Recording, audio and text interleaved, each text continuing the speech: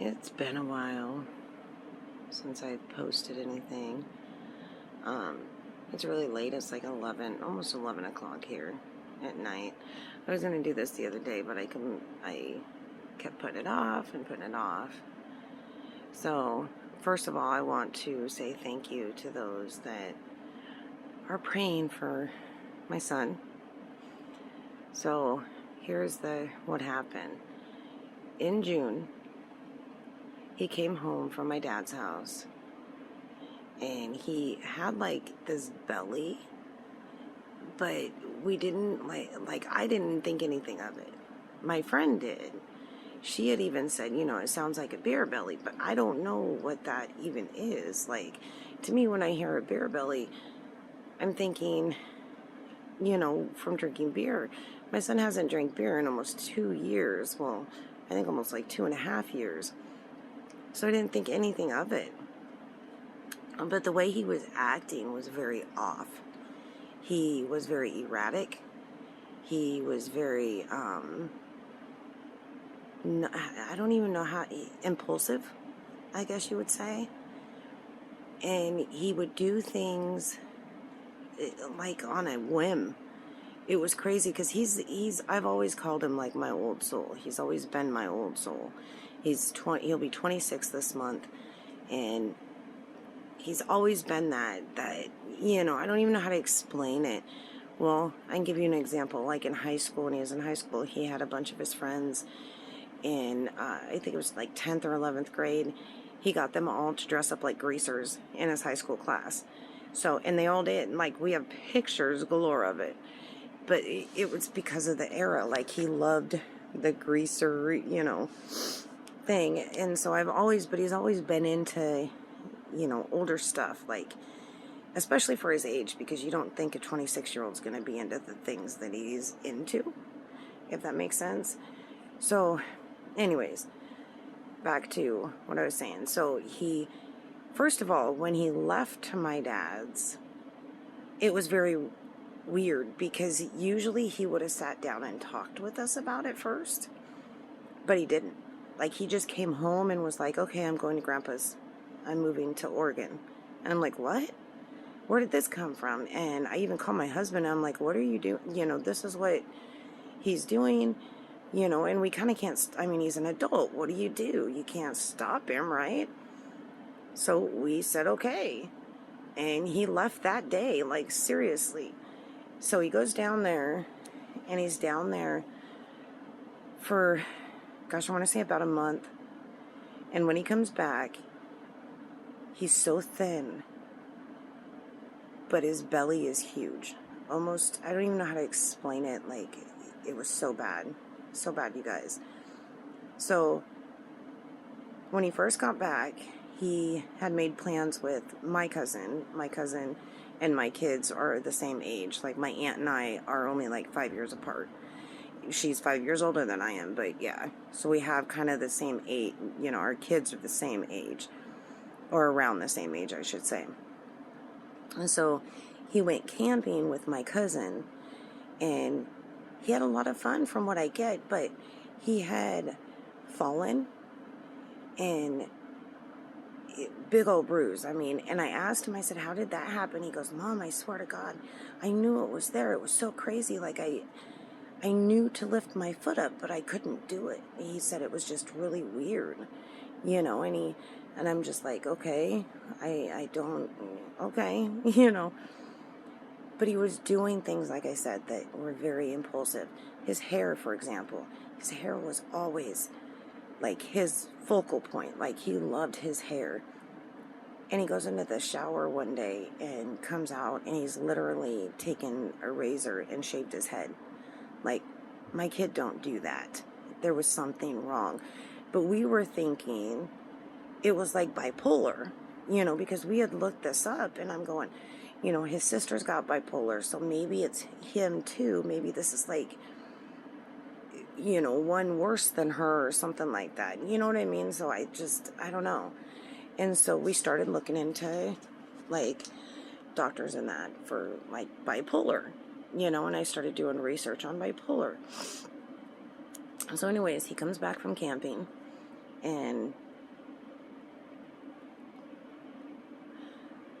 He sleeps, like from day one that he got back from camping. That's all he did was sleep. I mean, there was even a day that he didn't even, like, and he smokes, but he smokes, but it's like, not like an actual smoker, if that makes sense. Like, he, 1 or 2 here a day, if that makes sense. But, I mean, he even went a day without smoking, which really kind of, even eating, like, he slept through the whole freaking day. It was really weird, and so we figured that maybe that was, like, the coming down of being bipolar. You know what I mean? That's what I assumed. Well, then the 3rd day comes, and we're talking, he's up, and he's moving around and stuff, and, you know, he said he was really tired, he wasn't feeling good, but, you know, and so he just kind of laid around that day. Like I said, he had come outside a few times to have a cigarette here and there, but nothing, nothing out of the ordinary. And so come around, I think it was probably around midnight, he comes up to my room. It was either midnight or 1. He comes up and says, "I'm puking blood." And I'm like, "What?" Now, mind you, this had happened prior. He had this happen like a year prior to this, where he had, and it was caused from, so with liver patients, they have esophagus issues, I guess, and it causes the capillaries to swell, and sometimes they can burst. Well, when those capillaries burst, they start bleeding, and you can't stop them until you go into the emergency room, and in that factor, you know, you lose a lot of blood. So the first time it happened, though, they cauterized them, and then they also told us that yes, that there was a possibility that there was something wrong with his liver, but it wasn't, you know, like an emergency type thing, that you know, that he needed to go see the gastrologist, but that was to have his esophagus looked at again after having them cauterize it the first time. So nothing about liver failure, nothing about any of this. So now back to now, or last month, he comes in and says he's puking blood. The first time he did this, he even ate. Like, he was able to get up and move around. He ate. He went to the hospital. The 911 was called that time. They came in, took him to the hospital. He was in the hospital for all of a day. Like, maybe 2 days top, I think. 2 or 3 days.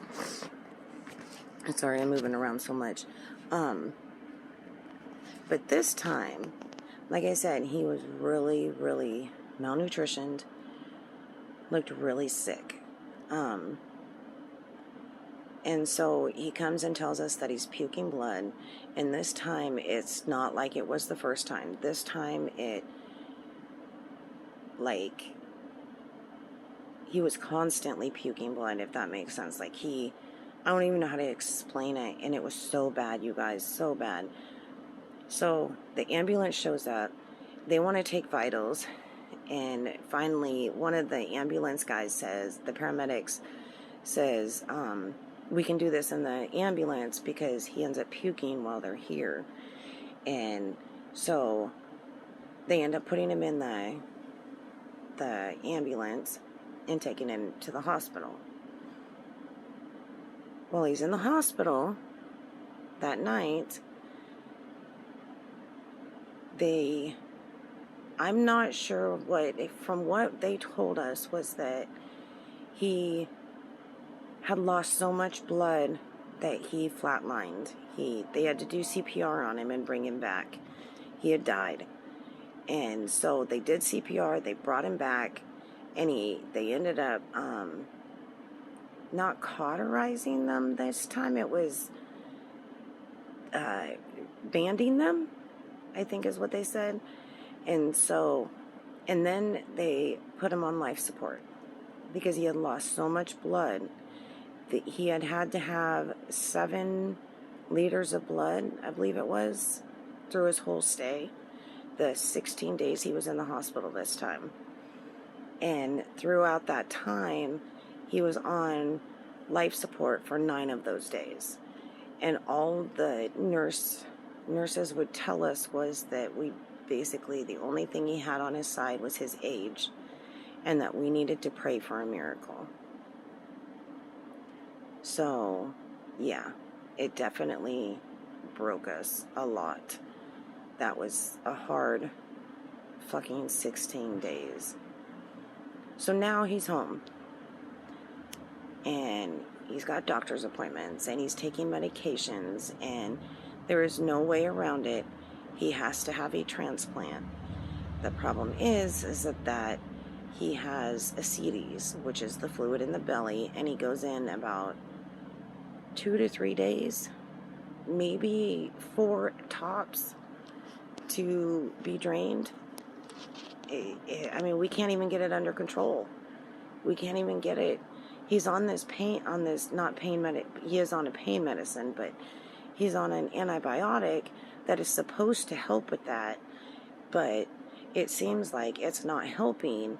And he was on what is called lactulose, which what it does is, because his liver is not working, he has to take lactulose. And so, as everyone knows, our liver, you cannot live without a liver. That is the one organ that you cannot live without. And so,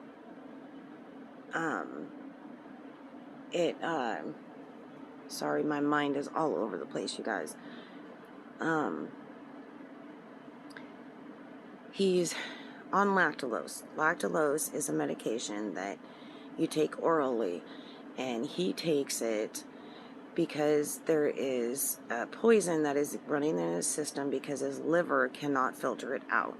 Like us, we have that, but our liver, a healthy liver, will filter that out, so you don't have,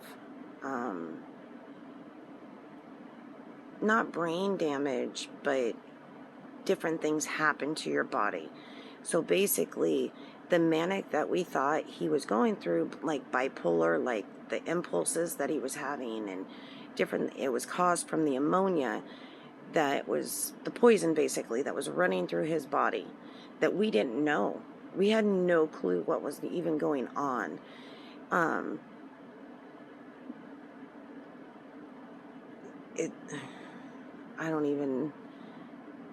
He's not on the list yet. So he goes in October 3rd at 9:30 to UW to meet his team. And apparently the team will run all these tests and stuff, and then if they say yay, then they will send all those test results over to UNOS, I think is what it's called. And then that group of people will sit down and say yay or nay. But if they say no, I don't even want to think about it. They say don't even think that way. As of right now, though, I'm telling you guys, he's erratic. He's it's just sad.